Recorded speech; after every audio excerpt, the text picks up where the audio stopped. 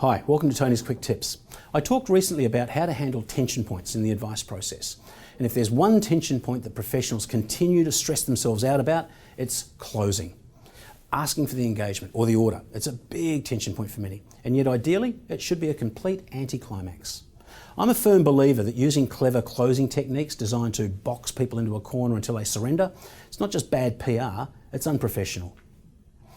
What we need to do, and which is absolutely consistent with professional advice standards, is have a method of ensuring that we're meeting the client's requirements and that we've not begun to overwhelm them with unnecessary information. Or to use some old-fashioned sales training concepts, what is important is being able to use a trial close.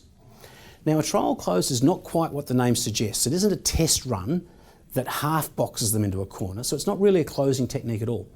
It's an attitude check. It's just a way of us being able to check in with the client that everything is positive and they're comfortable with where we're up to.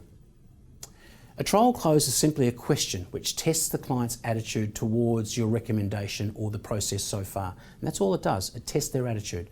It doesn't ask for any big decisions. It doesn't try to create, preempt or tackle objections. It simply asks for opinion or feeling about progress to date. So here's an example. Bill, in your opinion, do you feel that if we put the plan in place the way I've recommended, it's likely to take you where you want to go? Now, I'll just say the second half of that question, by the way, was deliberately weak for this example, because I want your focus to be on the first half of the question. In your opinion, do you feel? That's the trial close technique right there.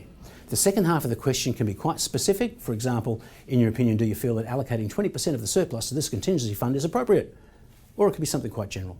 The second half doesn't matter. It's about testing the client's attitude and finding out their opinion. Now, when we've done this a couple of times, we know whether the client is happy to proceed or whether the client still wants more information or still needs to discuss it and think it through further. No tension has been introduced, and the meeting is entirely on track regardless of where the client's attitude is at that point when you ask. The technique in this case is actually quite open, as there's a number of ways that one can phrase the question to test a client's opinion or attitude. So there's a personal style thing as much as anything else. You don't have to use the one as I used. You could just as easily say, and I often do just say, does this make sense? But other ways you might say it could be, is this on track with your thinking? Or is this the type of approach that you were looking for? The point is, any of these are effectively a trial close. They're ways of taking a temperature check without getting the client's temper or temperature raised. So rather than worry about how to come up with a brilliant closing technique that makes them say yes, focus on crafting your trial closing technique. You'll keep things moving along nicely, you'll reduce tension in the interview, and you'll feel much better about what you're doing. The trial close. That's the quick tip for today.